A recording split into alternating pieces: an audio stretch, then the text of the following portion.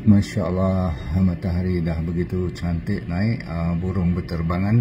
Saya nak bagi 7 tip bagaimana untuk menghindar daripada kena nyanyok. Boleh? Nombor 1, jaga diet. Diet untuk kekuatan minda. Pastinya datang daripada green diet juga. Ada fat fasting, ada green smoothie, makanan-makanan yang menghijau lah. Kata, tapi jangan lupa kita perlukan juga daging organik, telur-telur yang inilah, macam telur ayam kampung tu. Okey, bagus. Sebab apa? Kita perlukan vitamin B kompleks. Lepas tu kita perlukan jaga stomach kita supaya cukup bakteria yang baik, berarti banyak fiber, serat.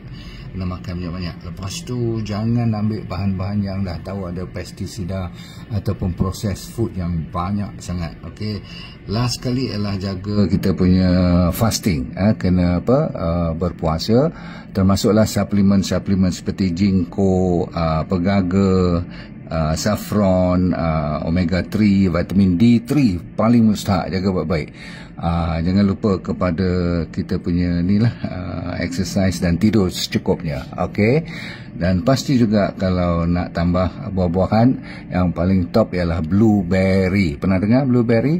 Okey, bak kata orang semua yang hitam-hitam, merah-merah, rainbow tu boleh makan. Bye, jumpa lagi.